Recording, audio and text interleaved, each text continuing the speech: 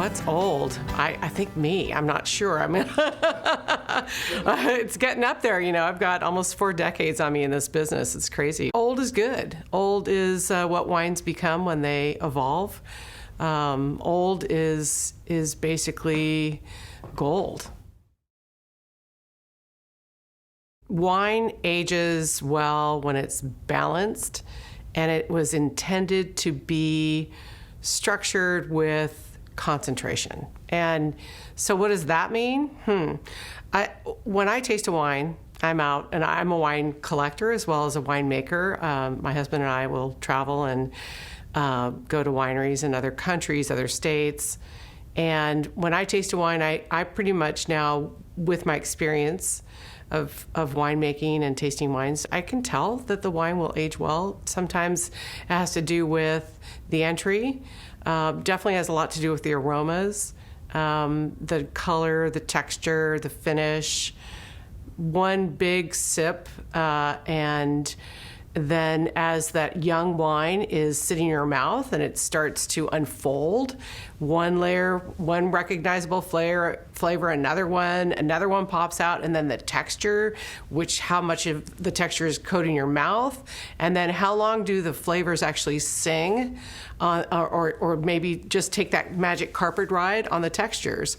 So yeah, I think that anybody is capable of figuring that out. They just need to spend a little time tasting wines that actually do age well. So that means that you have to collect some of the classics, and hopefully you have an opportunity to taste some of those classics as they're old. So there's nothing better than being able to taste a 50-year-old wine, and then 20-year-old and 10, 5. Wine evolves beautifully that's meant to age in that 5, 10, 15-year bandwidth.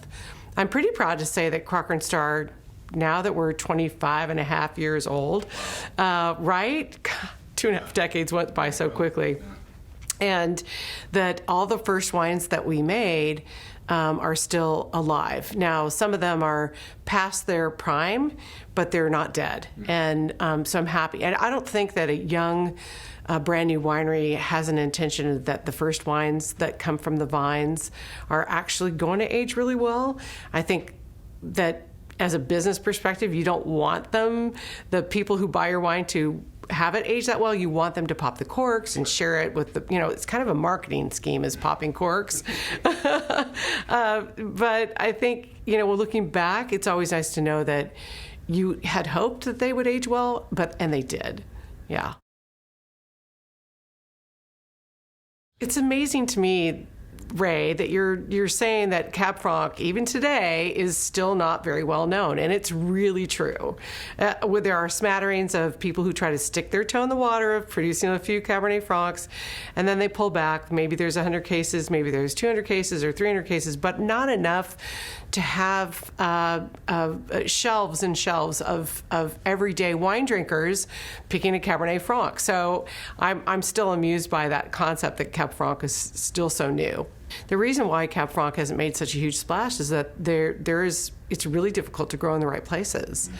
If you think about it, Chinon's, that's in France, and it's cold. It's colder there. And the wines are a little bit more sinewy, they're a little bit brighter, and they don't have the sort of voluptuous texture that a warm growing climate can give Cab Franc. Now, fast forward, let's go to Napa. Okay, well, anywhere in Napa, right? No, you can misplant Cabernet Franc very easily. It's harder to sort of match soils and produce as a wine than I think people have talked about how difficult Pinot Noir is, but I kind of feel like Pinot Noir is a lot easier, especially for site picking and for production. And it makes an easier wine, even if it's not built to age Pinot Noir. I think they're easier to get into and easier to understand. Cabernet Franc has a flavor profile that is really broad and a texture. Yeah. So I got really lucky when when I started the company and Charlie and I met the vineyard first. I met the Cab Franc vines.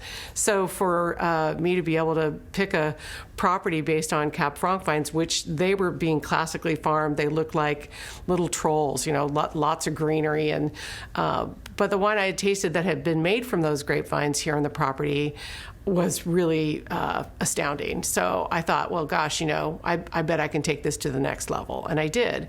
So transforming the Crocker vineyard with organic farming, that all came into play. I planted new clones. And to launch Crocker and Starr into the universe of wine lovers, I did it with Cab Franc. I would agree. I would agree that this vineyard chose me. And life is full of circumstances, and I think the wine business is exemplary when it comes to life is going to lead you there.